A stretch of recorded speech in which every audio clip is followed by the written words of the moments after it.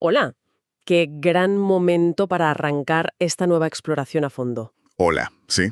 Y la verdad es que el material que tenemos hoy engaña muchísimo a primera vista. Totalmente. A ver, la misión de nuestro análisis de hoy parte de una premisa que resulta bastante desconcertante, Bastante. porque entre toda la montaña de fuentes, artículos y reportes que hemos revisado esta semana, apareció un documento de texto con un título sumamente clínico y francamente poco invitador. Sí, el archivo se llama Desarrollo Declinación Colapso.docx. Con una errata incluida en la palabra desarrollo, con doble O. Exacto. Con ese nombre, la expectativa natural es encontrarse con un informe económico denso o quizás un análisis corporativo sobre la caída de alguna industria. O el típico estudio académico lleno de gráficos que nadie entiende. Eso es. Sin embargo, al abrirlo, el contenido es radicalmente distinto. No hay gráficos, no hay jerga corporativa. Para nada. Lo que esconde este archivo es una profunda parábola, una historia preciosa sobre el esfuerzo, la quietud y la forma en que el ser humano se relaciona con el mundo y con el aprendizaje. Es un texto fascinante, de verdad. Así que el objetivo que tenemos hoy es extraer las lecciones clave de este texto, desentrañar lo que el documento denomina el mapa de Santi para ascender. Y bueno, analizar cómo estos principios pueden aplicarse a la vida de quienes buscan asimilar grandes volúmenes de información sin sucumbir al agotamiento. Que es el gran mal de nuestra época, digamos. Totalmente. Vale, vamos a desglosar esto. El relato comienza presentando un escenario que establece inmediatamente el tono de todo el documento. Tenemos a un hombre sabio llamado Nasruddin y a su inseparable burro que se llama Pepino. Un gran nombre para un burro, por cierto. Sí, muy simpático. Ambos están sentados frente a un lago, pero unas aguas que están tan absolutamente quietas que funcionan como un espejo perfecto. Ese detalle es clave. Es un punto de partida intrigante y sirve como lienzo para todo lo que viene después. Es que es un lienzo fundamental. Desde el primer párrafo el texto utiliza este lago inalterado como una representación del estado ideal de la mente. Claro. Y sobre este escenario el autor hace desfilar a una serie de arquetipos animales. La genialidad de esta estructura es que estos animales no son simples personajes de un cuento infantil. ¿Qué va? Para nada. Representan con una precisión casi clínica los distintos bloqueos cognitivos, las barreras emocionales y los síndromes de agotamiento que definen a la sociedad contemporánea. O sea que cuando alguien lea la historia no está viendo a un pájaro o a un insecto. Exacto. Está viendo el reflejo del síndrome del impostor, de la cultura del sobreesfuerzo, la sobrecarga de información que paraliza a cualquier individuo que intenta destacar o simplemente sobrevivir en un entorno altamente exigente. Y el primer arquetipo en irrumpir en esa quietud del lago es un pequeño colibrí. Un personaje muy intenso. Muchísimo. El texto detalla cómo este pájaro llega zumbando, con las alas vibrando a una velocidad vertiginosa. El colibrí se acerca a Nasruddin y le confiesa su gran frustración. Que está agotado. Claro, dice que a pesar de batir sus alas 1000 veces por minuto, a pesar de estar en constante movimiento y gastando una energía inmensa, siente que no avanza, siente que no llega a ningún lado. Y la respuesta de Nasruddin es muy visual. Sí, en lugar de darle un discurso complejo, realiza una acción física, toma una pequeña piedra y la deja caer en el lago. Y le hace notar al colibrí cómo la piedra no nada, no hace ningún esfuerzo visible, no aletea. Simplemente entra en el agua. Eso es. Y es su mera presencia la que genera ondas concéntricas que se expanden y alteran toda la superficie del lago. Lo fascinante aquí es el contraste de modelos energéticos que expone el autor. Por un lado, la energía del colibrí es la encarnación perfecta de la actual cultura del ajetreo. La hiperactividad. Exacto. Esa idea tan metida en la cabeza de que el movimiento constante equivale a progreso.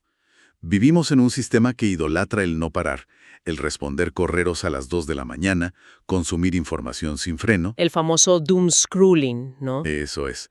Existe esa falsa creencia de que si no hay un agotamiento visible, si no te ven sufrir un poco, no estás produciendo valor. Ya. Nasruddin, con la piedra, introduce un modelo radicalmente distinto, el impacto por gravedad y presencia.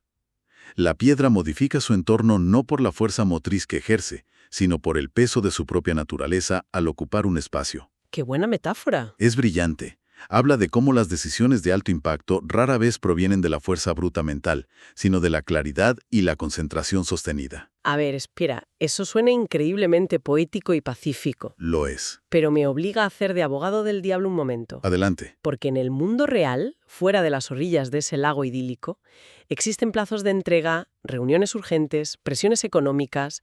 Si alguien decide simplemente ser una piedra y quedarse quieto cuando su jefe le exige un informe urgente, madre mía, lo más probable es que acabe perdiendo su trabajo. Totalmente. Entonces, ¿cómo se reconcilia esta idea de la quietud con las exigencias implacables del día a día? ¿No se puede simplemente dejar de moverse? Es una objeción totalmente válida, y de hecho, es justo ahí donde el texto exige una lectura más profunda. Ser la piedra no significa inacción física ni negligencia profesional. Vale. Se refiere a eliminar la fricción cognitiva. Cuando un profesional se enfrenta a ese informe crítico que mencionas, puede abordarlo como el colibrí. Abriendo 30 pestañas en el navegador a la vez. Exacto. Saltando de una tarea a otra, sintiendo pánico, tecleando frenéticamente sin una estructura clara. Eso genera mucho viento pero poco resultado sólido. Claro, mucho ruido y pocas nueces. Abordarlo como la piedra significa detenerse un momento, definir exactamente qué problema se necesita resolver, concentrar toda la atención en esa única tarea y ejecutarla con precisión. O sea, el esfuerzo se canaliza hacia la profundidad, no hacia la agitación superficial. Eso es.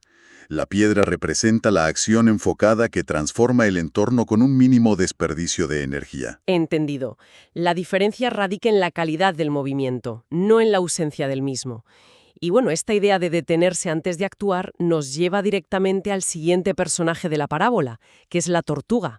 La pobre tortuga. Sí, esta criatura avanza con una lentitud que le genera un enorme complejo de inferioridad. Le confiesa a Nasrudin que se siente rezagada, que el mundo entero se mueve a una velocidad que ella es incapaz de igualar. Un sentimiento muy común hoy en día para cualquiera que intente aprender algo nuevo. Muy común. Y la respuesta de Nasrudin vuelve a sorprender. Le pregunta a la tortuga si sabe por qué los sabios guardan silencio antes de hablar. Y la tortuga asume la lógica de la eficiencia moderna. Claro, responde que seguramente es para procesar la información y pensar más rápido. Pero Nasrudin la corrige. Le dice que el silencio no es para acelerar el pensamiento, es para afinarse. Afinar el instrumento. Exacto. Utilizó una analogía musical mencionando a Santín, que sopla una flauta. Nasrudin explica que antes de emitir la primera nota es imprescindible escuchar si el aire fluye correctamente a través del instrumento. Esa analogía de la flauta es fundamental para entender la carga cognitiva. Si un instrumento está desafinado, tocar las notas más rápido no mejora la melodía. De hecho, hace que la disonancia sea aún más insoportable. Y más evidente. Lo mismo ocurre con el cerebro humano. Cuando la mente está saturada de datos y de estrés, intentar procesar nueva información a mayor velocidad solo conduce a una mayor confusión y al colapso. Y el texto describe cómo Nasrudin respira lentamente, haciendo que su abdomen suba y baje al ritmo del lago. Esa acción ilustra el primer pilar de este mapa de aprendizaje, que es la capacidad de intuir. Y es crucial entender que el texto no trata la intuición como magia esotérica o adivinación. No. Se define como la habilidad de escuchar de dónde viene el viento antes de que llegue el ruido. Es el reconocimiento de patrones que solo emerge cuando la mente tiene el espacio suficiente para conectar variables sin estar sometida a una presión asfixiante. Es como si nos dijeran que el paso más productivo antes de empezar a estudiar un tema complejo o de resolver una crisis no es lanzarse de cabeza a la piscina de datos, sino alejarse del ruido para permitir que el cerebro estructure lo que ya sabe. Exactamente eso. Y hablando de lanzarse al agua, la historia nos presenta a continuación a un patito. Este segmento explora una vulnerabilidad tremenda. El patito tiene un plumaje deslucido y confiesa sentirse feo e inadecuado frente a los demás patos, que parecen deslizarse por el lago con una elegancia innata. ¿Los famosos cisnes que vemos en las redes sociales? Sí, esos a los que todo les sale bien. El patito, intentando compensar esa inseguridad, chapotea furiosamente, levantando mucha agua, pero avanzando muy poco. Nasrudin le hace una pregunta muy aguda. Le pide que identifique en qué momento siente que nada mejor. Y el patito se sorprende a sí mismo. Sí, casi sorprendido, admite que su nado es mucho más fluido y efectivo cuando se relaja y deja que el agua lo sostenga. Y aquí es donde se pone muy interesante. A ver. Porque Nasrudin le presenta el concepto de entrar al sol. Le explica que el sol no corretea por el cielo, ni grita para llamar la atención, ni pide permiso para existir. Simplemente se eleva y al hacerlo ilumina todo a su paso. Qué bonito. Si analizamos la hidrodinámica del nado del patito, encontramos una metáfora psicológica perfecta. El miedo y la inseguridad generan tensión muscular. Esa tensión provoca movimientos erráticos que crean resistencia en el agua. Claro, el patito es su peor enemigo. El patito está luchando contra su propio medio porque está atrapado en la comparación constante. Esto es una representación de manual del síndrome del impostor. Quien siente que no pertenece a un entorno académico o profesional tiende a sobrecompensar intentando demostrar su valía con un esfuerzo visible y muchas veces caótico. Ese chapoteo desesperado. Exacto. Cuando Nasruddin habla de desayunar amor y entrar al sol, no está proponiendo un sentimentalismo vacío. Se refiere a la autoaceptación radical. Al aceptar el propio nivel de habilidad sin compararse con los demás, la tensión desaparece. La resistencia disminuye. Sí, el aprendizaje y la maestría fluyen cuando la mente deja de gastar recursos en defender el ego y se abre simplemente a recibir la experiencia. Ese es el segundo paso del mapa, entrar. Entrar al conocimiento sin la urgencia de competir. Claro, el sobreesfuerzo del patito no nacía de una necesidad real de velocidad, sino de su propio miedo a no ser suficiente. Y esta necesidad de validación externa nos lleva al cuarto personaje, que es el grillo. El músico incomprendido. Sí, este insecto es presentado como un músico empedernido que frota sus patas traseras sin descanso para crear melodías. Sin embargo, llega ante el sabio completamente desolado. Asegura que su música es ignorada, que por más energía que invierta, su sonido se pierde en la inmensidad del bosque y no llega a nadie. Es una imagen desoladora. Creo que cualquiera que intente comunicar una idea compleja, liderar un equipo o crear contenido hoy en día puede verse reflejado en ese grillo exhausto. Nasruddin interviene con otra demostración física.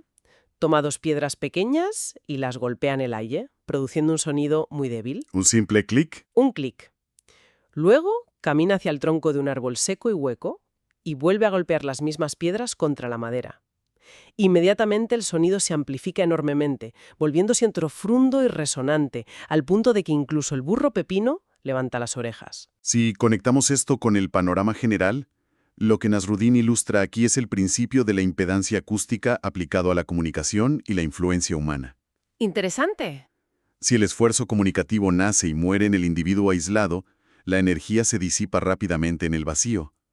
Vivimos en una era donde millones de personas actúan como el grillo, ya sea en el entorno corporativo o al intentar divulgar información. Gritando cada vez más fuerte. Agotándose, intentando forzar a la audiencia a escuchar. Nasruddin muestra que el árbol seco no crea el sonido, pero proporciona la estructura necesaria para que la vibración se expanda. Y esta es la clave de resonar. Resonar. Significa que no se trata de aumentar el volumen del esfuerzo individual, sino de encontrar la alineación correcta. Cuando alguien conecta su mensaje con una necesidad real de su comunidad o con una verdad fundamental, ya no necesita frotar sus patas hasta sangrar. El entorno mismo recoge la idea. Y la amplifica. La influencia real no requiere gritar, requiere encontrar la caja de resonancia adecuada. Pero a veces, incluso sabiendo esto, las cosas no funcionan. Y la parábola es lo suficientemente realista como para abordar el fracaso en la aplicación de estos principios. Es entonces cuando aparece el mapache. El punto de inflexión. Su llegada marca el gran conflicto de la historia. El mapache se acerca con una actitud derrotada y algo cínica. Le reprocha a Nasruddin que sus consejos no sirven. Asegura que ha intentado hacer lo que hacen los demás, que ha intentado entrar al sol y buscar esa claridad, pero que no ha sentido absolutamente nada. Nada de calor ni de iluminación. Nada. Su conclusión, fruto de una lógica emocional muy humana, es tajante. El sol lo rechaza, el sol no lo quiere. Pobre mapache. Nasruddin lo escucha y le hace una pregunta sobre el entorno físico. Le pide que piense en qué circunstancias le resulta imposible ver su propio reflejo en el agua.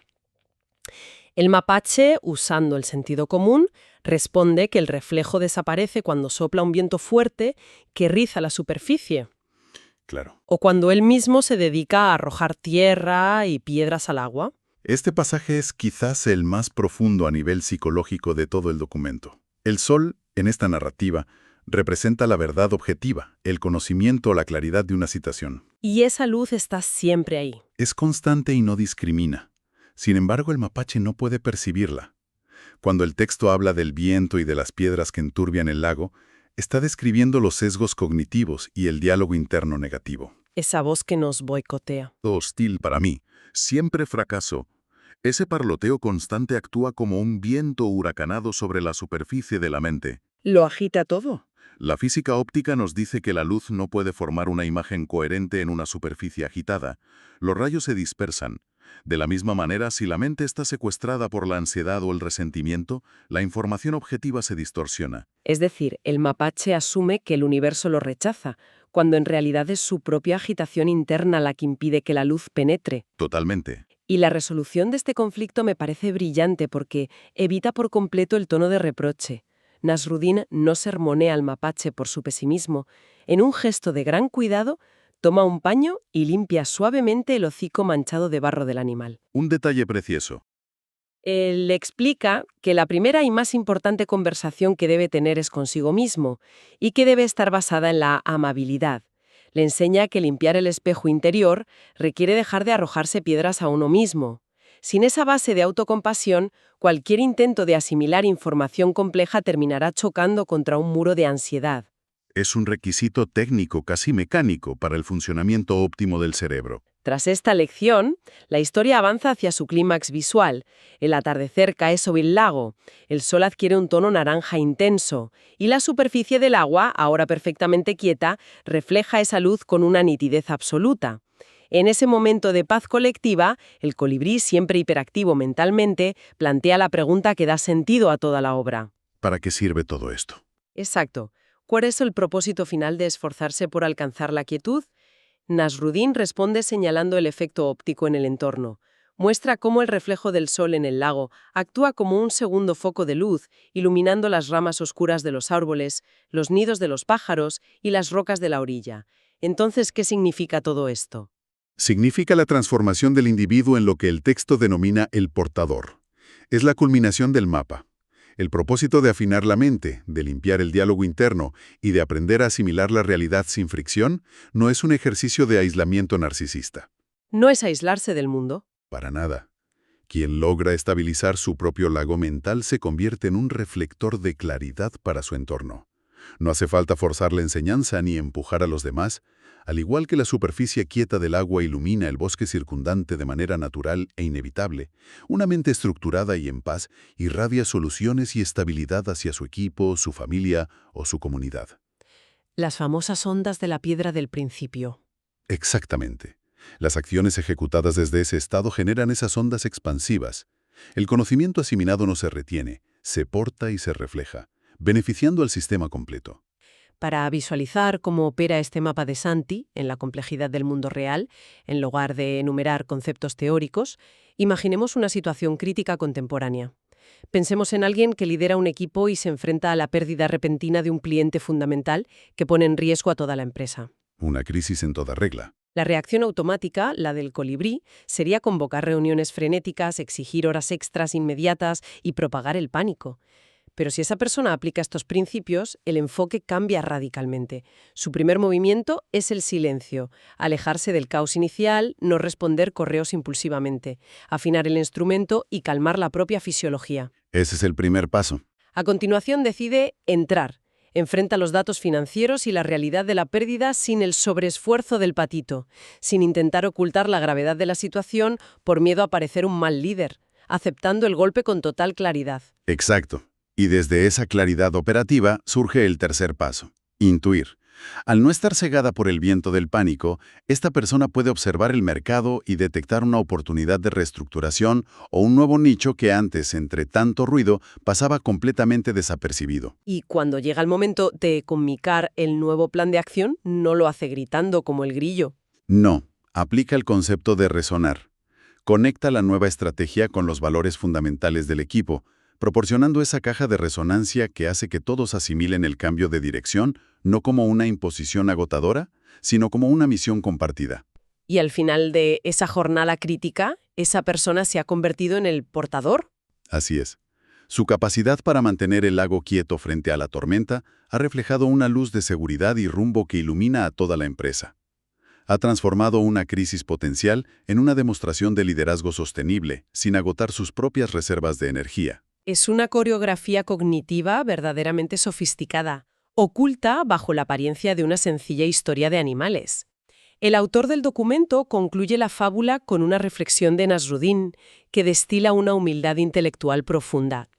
El sabio dice algo así como: «No sé si siempre tengo la razón absoluta, pero de lo que sí tengo certeza es de que cuando el corazón y la mente están quietos, las respuestas emergen, y cuando lo hacen, suelen ser perfectas para ese momento». Qué gran verdad. Es un recordatorio poderoso de que no necesitamos forzar la comprensión de cada detalle del universo a cada segundo. A veces la tarea principal es simplemente preparar el terreno para que la claridad pueda aterrizar. Esto plantea una pregunta importante, una que trasciende la aplicación individual y toca la estructura misma de la sociedad. A ver. A lo largo del análisis hemos visto cómo el sistema moderno recompensa la energía frenética del colibrí y castiga la pausa estratégica. Pero si la innovación genuina, la salud mental y la resolución profunda de problemas requieren la estabilidad de la piedra y la quietud del lago, ¿qué ocurre con una economía y una cultura que están construidas casi en su totalidad sobre el aleteo constante y la ansiedad de millones de colibríes? Buf, gran dilema. Si el verdadero avance colectivo depende de la capacidad de detenerse, quizás el acto de mayor rebeldía y de mayor utilidad social en la actualidad no sea hacer más cosas más rápido, sino atreverse, de forma colectiva, a detener el viento y permitir que las aguas se calmen. Menudo interrogante para llevarse a casa y analizar con calma para quienes nos escuchan.